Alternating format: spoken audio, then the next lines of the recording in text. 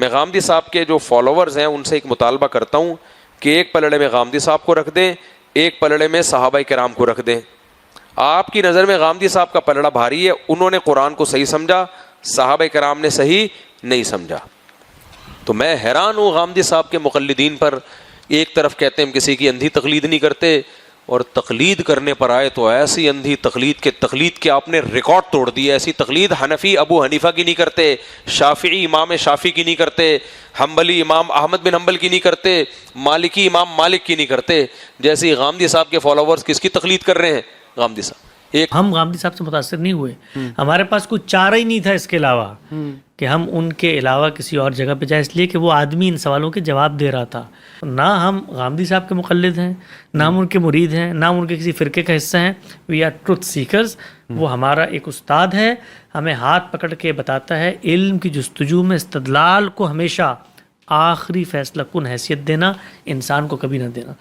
غامدی صاحب کو کافی زیادہ انٹیگنائز کیا جاتا ہے ہماری سوسائٹی میں, اور میں نے بھی جب کوٹ کیا ہے غامدی صاحب کو تو جنرلی نیچے جو ایک ایکسٹریم لیول آف جبر انگیز کامنٹ پیش آتا ہے میرے سامنے, تو اس سے میں ہمیشہ یہی سوچتا ہوں کہ اتنی زیادہ نگیٹیوٹی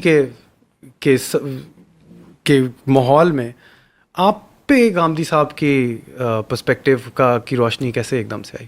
دیکھیے, جب بھی کوئی آپ نیا سافٹ ویئر انسٹال کرنا چاہتا ہے نا, کچھ ڈرائیورز چاہیے ہوتے ہیں آپ کو. تو ہمارے ارد گرد جو ماحول تھا نا, اس میں ہمارے ابا جی نے ہمارے اندر وہ ڈرائیورز انسٹال کیے, اور وہ ڈرائیورز انسٹال کیے broad base modern educational system کے تحت. میں نے ICS کیا, کمپیوٹر سائنسز کی تعلیم حاصل کی. اس سے مجھے دنیا کے بارے میں پتہ چلا, دنیا کیا ہے, یہ چلتی کیسے ہے, اس کی حرکیات کیا ہیں, اس کی ہرمیونیٹکس ڈائنامکس کیا ہیں, زبان کیا ہوتی ہے, لوگ کامن سینس کی بنیاد پہ فیصلہ کرتے ہیں تو کیسے کرتے ہیں, تضادات میں کیسے نہیں جیا جا سکتا, کنسسٹنٹ فکر کیا ہوتی ہے. یہ براڈ بیس تعلیمی نظام آپ کا ایک ورلڈ ویو بناتا ہے. اس ورلڈ ویو کو بننے کے بعد جب آپ ٹریڈیشنل اسکول آف تھاٹ کے پاس جاتے ہیں تو آپ کو وہاں کنٹرڈکشن نظر آتی ہیں. ان کنٹرڈکشن کو جب آپ حل کرنا چاہتے ہیں تو اس کا ایک جواب دیا جاتا ہے, صرف ایک جواب. وہ جواب یہ ہوتا ہے کہ یہ نتیجہ جو تمہیں بڑا تنگ کر رہا ہے, جس کے اندر کوئی مطابقت نہیں ہے, جس میں کوئی علمی عقلی دلیل تمہیں نظر نہیں آتی, یہ اصل میں کھڑا ہوا ہے آبا کی ایک روایت پر.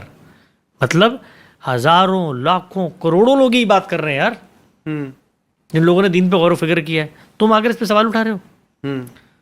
تو کسی پڑھے لکھے عام آدمی کو بھی اگر آپ یہ دلیل دیں نا, تو وہ آگے سے کیا کہے گا, یار اگر کروڑوں لوگ یہ بات کر رہے ہیں تو کسی ریشنلٹی کی بنیاد پہ کر رہے ہوں گے, تعداد کی بنیاد پہ کر رہے ہیں. اگر تعداد کی بنیاد پہ کر رہے ہیں, تعداد کی بنیاد پہ, ہاں اگر تعداد کی بنیاد پہ کر رہے ہیں تو ان سے بڑی تعداد اس وقت اس دین کو نہ مان کے کھڑی ہوئی ہے. تو میں تعداد کی بنیاد پہ ان کی بات مان لوں؟ بات ہمیشہ علم, عقل, استدلال کی بنیاد پہ مانی جائے گی. تو یہ چٹکنے کا آغاز تھا. ہم نے جب ٹریڈیشنل علم پڑھا تو سمجھ میں آنے لگ گیا کہ یار جواب نہیں ہے, اور جواب ایک ہی ہے, اور وہ کیا ہے, اجماع امت. سب یہی کہتے چلے آئے ہیں.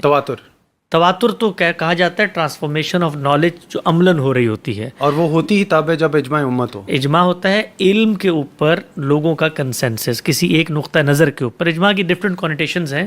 یہاں جو چیز زیر بحث ہے وہ فکر کا اجماع ہے, نتیجے کا اجماع ہے, نہ کہ حقائق کو آگے پہنچانے والا اجماع ہے. تو کہا جاتا ہے کہ سب یہ کہتے ہیں. تو یہ جواب کسی سدید الفکر آدمی کو متاثر نہیں کر سکتا. غامدی صاحب کی طرف جب ہمارا التفات ہوا تو سب سے پہلی چیز ہم نے ان میں جو جانی اور سمجھی وہ یہ تھی کہ یہ ٹروتھ سیکر, تلاش حق کی جستجو کا مسافر ہے, اور اپنے علم کو شیئر کرتا ہے اس امکان پر کہ اگر تمہیں سمجھ میں نہیں آ رہا تو تم مجھے سمجھا دو.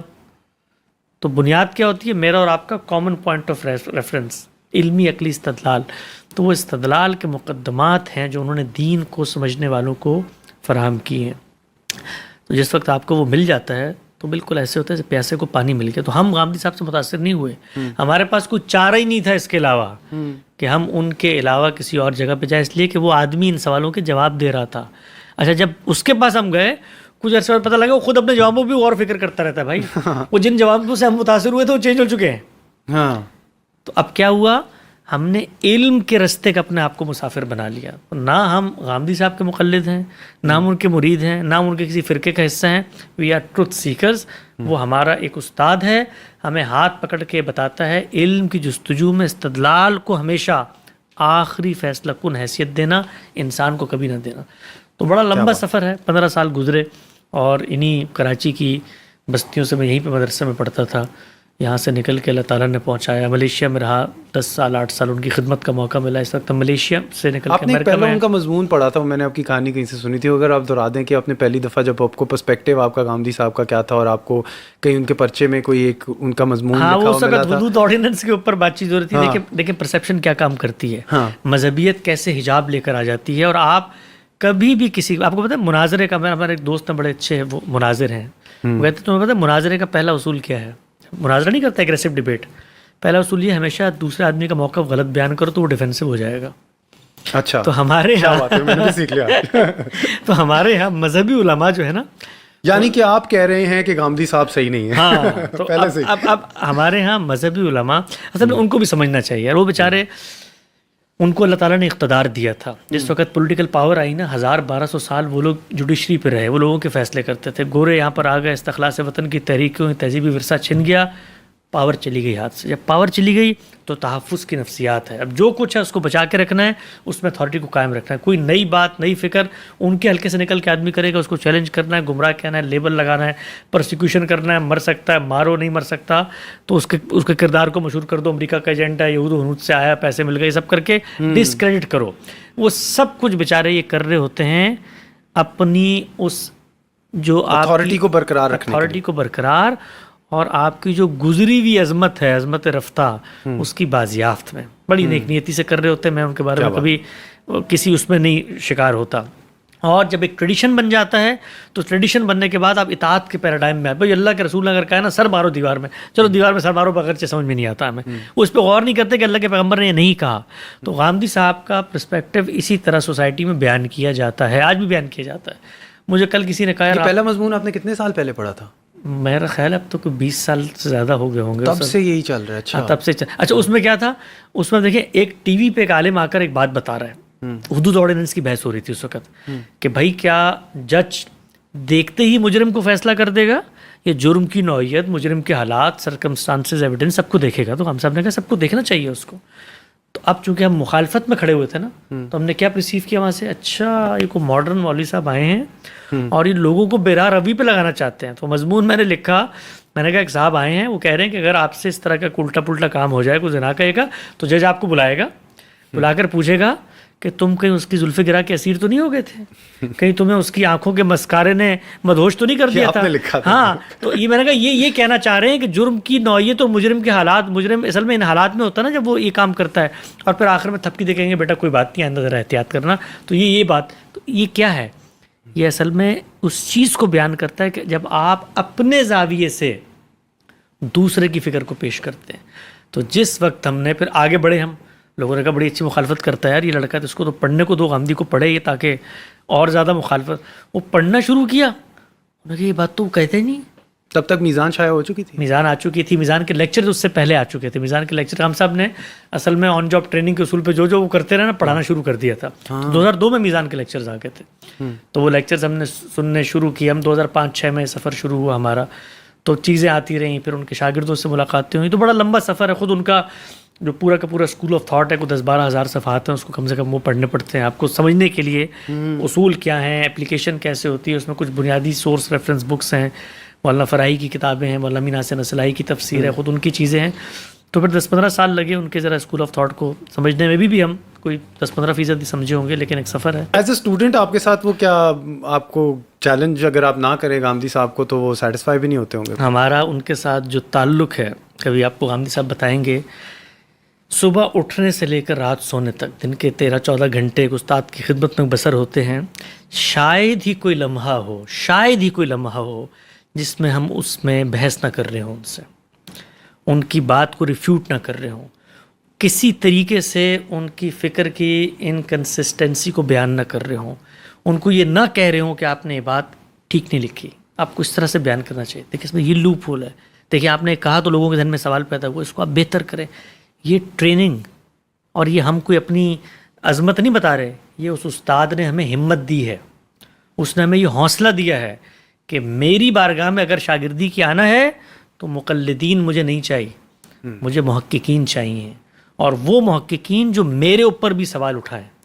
تو ہم سوالات اٹھاتے ہیں۔ آپ نے پتہ نہیں کبھی دیکھا ہو، غامدی صاحب کے ساتھ میں نے ایک سیریز کی ہے پچھلے ہم نے 3 سال کے اندر، بہت زیادہ ان کے ساتھ میری کوشش رہی کہ میں دنیا کو بتاؤں کہ ایک بڑا آدمی سوچتا کیسے ہے، اس کے یہاں استدلال کا پروسیس کیا ہوتا ہے۔ تو کوئی 3-3.5 ہزار ویڈیوز ہم نے بنائی ہیں، اور ابھی ایک سیریز کی اعتراضات سیریز، جتنے علماء ان پہ اعتراض کرتے ہیں نا، اس سب کو انہوں نے 150-200 قسطوں میں بتایا، بھی مزید بھی ہوں گی وہ۔ تو علم کیا ہوتا ہے، استدلال کیا ہوتا ہے، اس کا سفر کیا ہوتا ہے، یہ شاگردوں کے کرنے کا کام ہوتا ہے۔ کوئی بھی شاگرد اپنے استاد کا محسن نہیں ہو سکتا اگر وہ اس کی بات کو قبول کر لے۔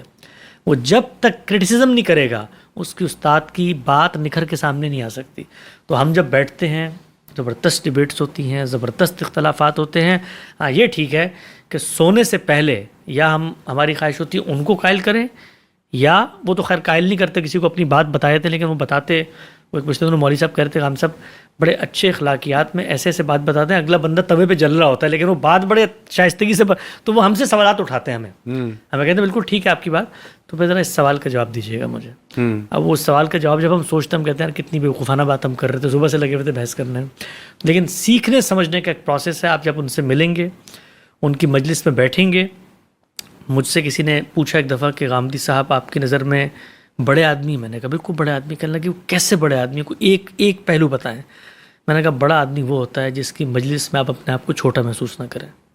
تو ہم شاگرد ہو کر ان سے 1000 گنا کم علم رکھنے کے باوجود ان کی صحبت میں اپنے آپ کو چھوٹا محسوس نہیں کرتے، برابری کی سطح پہ ڈیبیٹ کرتے ہیں، آرگومنٹ کرتے ہیں، ریفیوٹ کرتے ہیں، بحثیں کرتے ہیں، اختلاف کرتے ہیں۔